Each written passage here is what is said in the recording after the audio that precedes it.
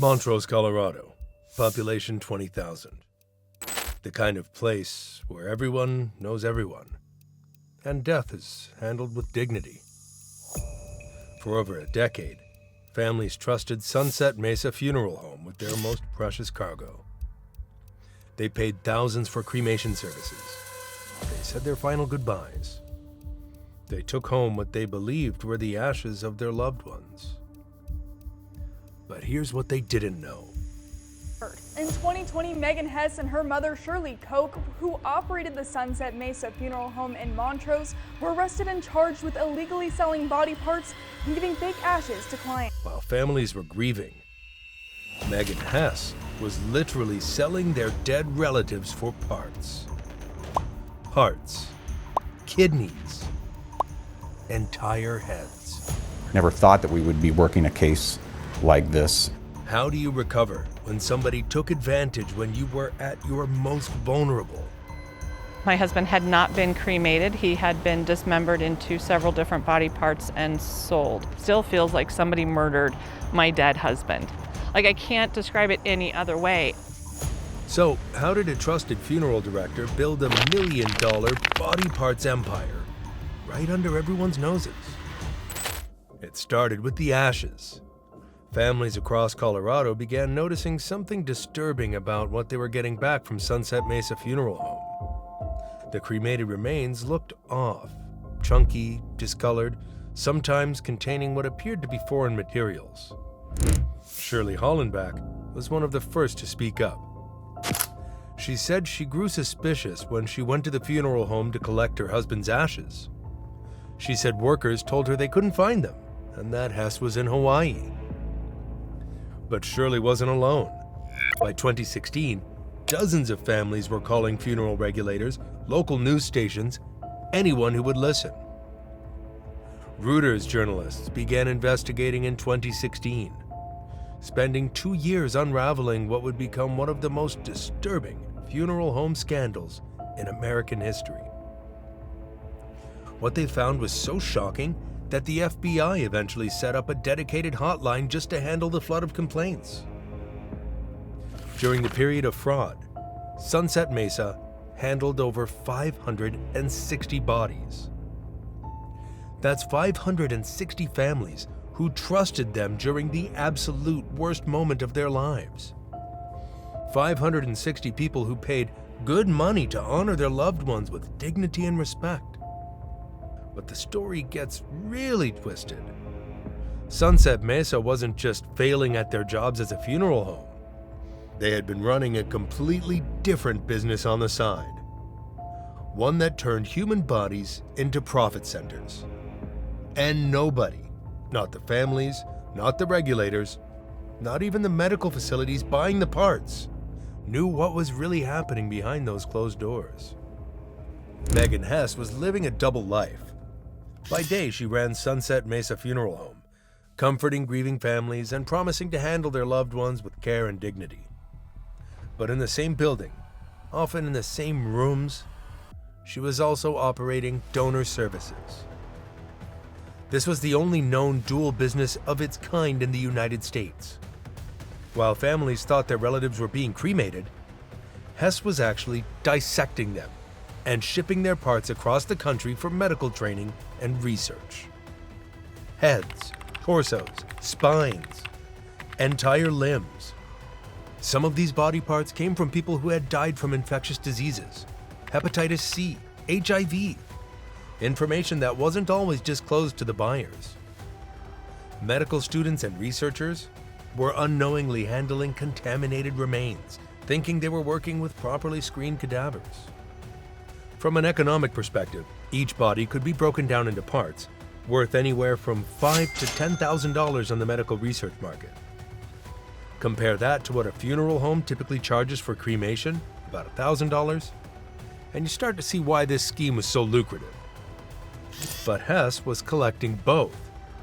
Families paid Sunset Mesa for cremation services they never received, while Hess simultaneously sold their loved ones' bodies to medical facilities and research institutions. A perfect scam. Double the revenue. And nobody would ever know because dead people can't complain. The beauty of the scheme from a criminal perspective was its simplicity. Unlike organ donation for transplants, which is heavily regulated and monitored, the body parts market for research and education operates in a legal gray area with virtually no federal oversight. As long as you have the right paperwork showing consent, you can sell human remains to medical facilities, universities, even private companies. And that's exactly what made this scheme so devastating, because Hess did have paperwork. The problem was, she was forging it. The US has some of the strictest laws in the world when it comes to organ transplants. Selling a kidney or a heart for transplant surgery is a serious federal crime. But selling a head for medical training? That's perfectly legal, as long as you have proper consent. There's no central database, no standardized consent forms, no regular inspections on facilities. It's essentially an honor system in an industry dealing with some of the most vulnerable people in society. Hess understood this loophole better than anyone. She knew that as long as she could produce consent forms, nobody would ask too many questions. So she started forging them. Families who had explicitly stated they didn't want their loved ones donated found out years later that their relatives had been carved up and sold anyways. Hess would create fake signatures, backdate consent forms, even forge entire conversations where families supposedly agreed to donation. In some cases, she would claim that verbal consent had been given during emotional phone calls, knowing that grieving families would be too devastated to remember every detail of those conversations. This wasn't just paperwork fraud. This was a systematic violation of people's final wishes and their families' trust. Some of the victims had religious or cultural beliefs that strictly prohibited body donation. Majority had specifically chosen cremation because they wanted their remains to stay intact. Hess ignored all of it.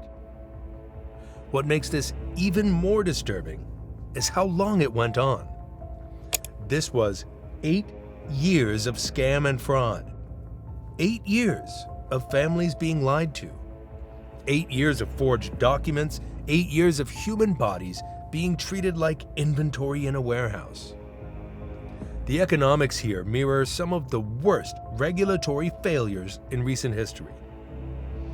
Just like payday loan companies exploited gaps in lending regulations, or cryptocurrency scammers took advantage of unclear digital asset laws, Hess found a profitable loophole and drove a truck through it. When there's money to be made and no one's watching, someone will always be there to cash in. February 2018.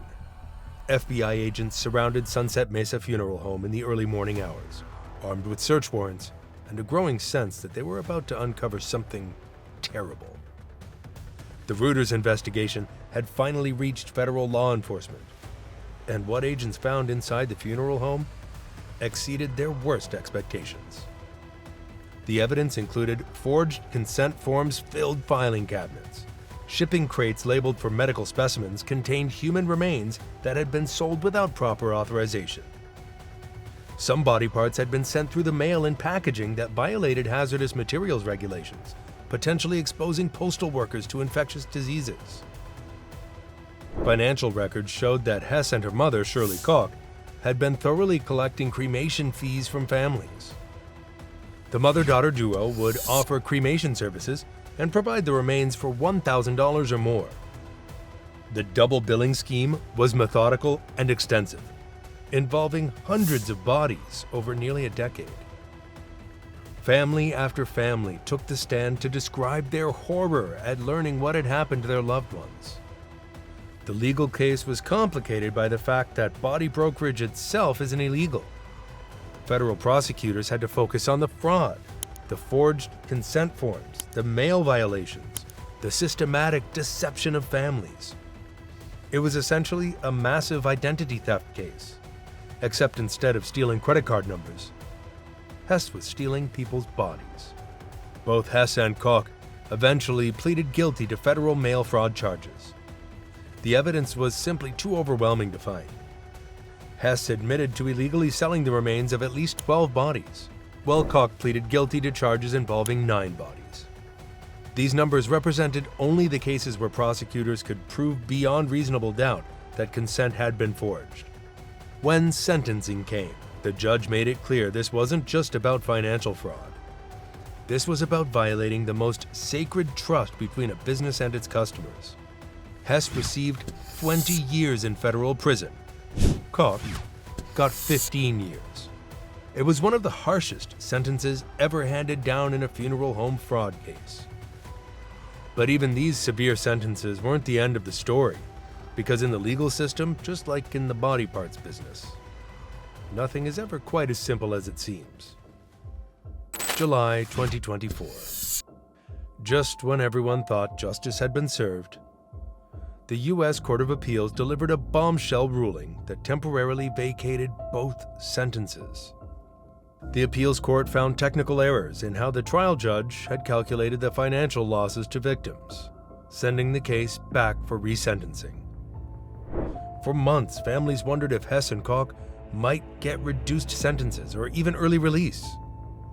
The legal technicalities were complex, but the emotional impact was simple.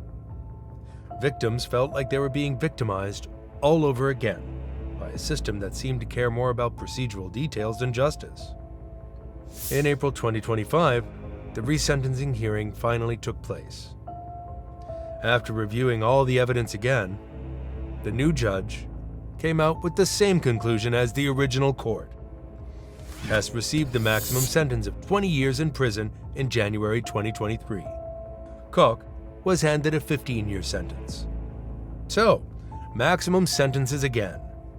What they had done was unforgivable, regardless of legal technicalities. The impact of the Sunset Mesa scandal extended far beyond the courtroom. Colorado lawmakers passed 3 separate bills designed to prevent similar fraud in the future. The new regulations require stricter documentation for body donations, regular inspections of funeral homes, and criminal background checks for anyone operating in the death care industry. But these new regulations come with economic costs.